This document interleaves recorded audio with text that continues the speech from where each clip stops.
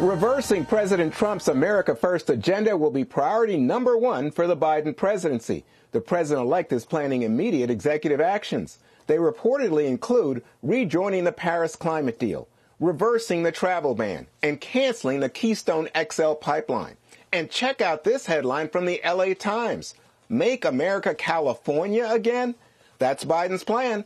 The paper explains how the Golden State is emerging as a, quote, de facto policy think tank for the Biden team. Jesse, I wanted to start with you and just say, it seems to me a new president implementing new plans. What's the surprise there? I mean, isn't that to be expected, that elections have consequences and a new guy's going to have a new agenda?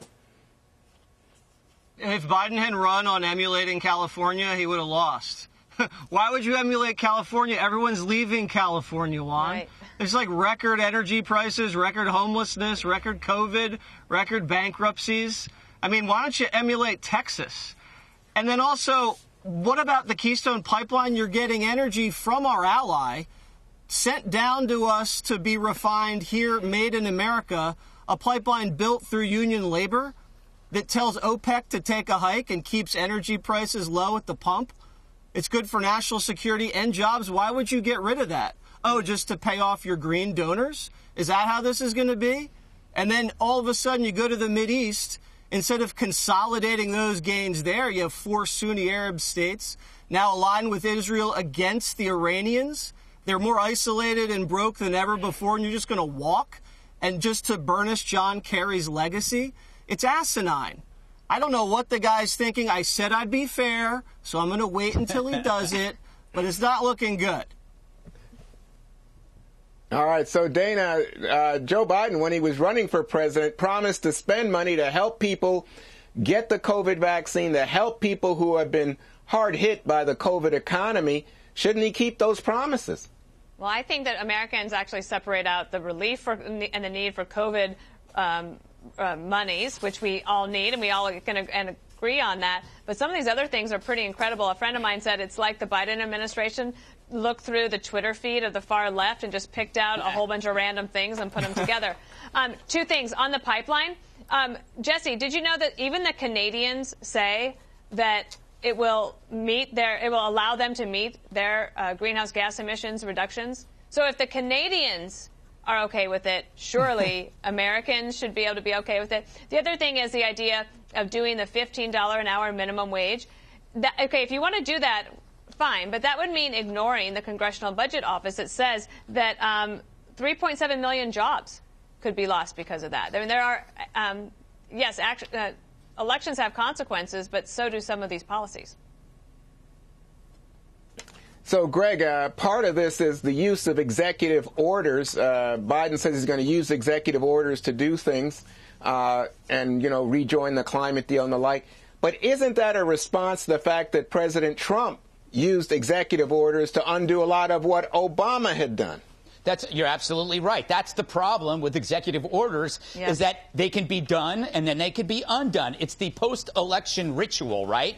But in this case, it's something else. It's a retribution strategy. I'm going to coin a phrase. They're throwing the baby out with the bathwater. Because they hate Trump so much, they are willing to undo all of the positive things that even they secretly admit were positive. Yes. Building a strong economy, the increased wages, the trade transparency, the relationship with North Korea, the peace agreements in the Middle East, the cheap energy. They are so vindictive. And not just about Trump, but about Trump supporters, Trump voters, that they're willing to punish people for this in a completely broad manner. So what does it say?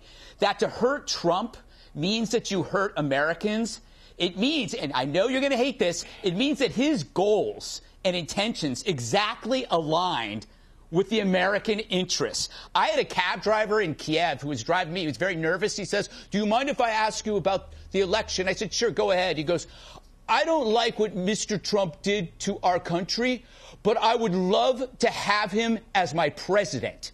And the reason why he said that, I interpret it, is that Trump was our agent. He was our lawyer. You don't want an agent or a lawyer that other people like. You want an agent or a lawyer that nobody wants to deal with. And that's what Trump was. Trump was our a-hole lawyer, and now we've got our benign bureaucrat who will basically roll over for anybody, and that is Joe Biden.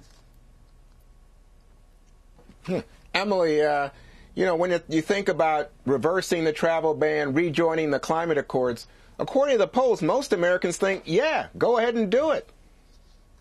Well, that's why I think the responsibility would be on the Republican Party to explain to the American people why disengaging or rejoining those policies or those plans, et cetera, are in their best interest. And they need to be clear, and they need to perpetuate that rather than, for this example, attacking the Democrats. And just a quick point about Biden. It's in his best interest to play in the center and to do moderate things. Because if he embarks on this far left path and takes America down this totally liberal path right away, then come 2022, there will be a red tidal wave, and then the rest of his presidency is basically over.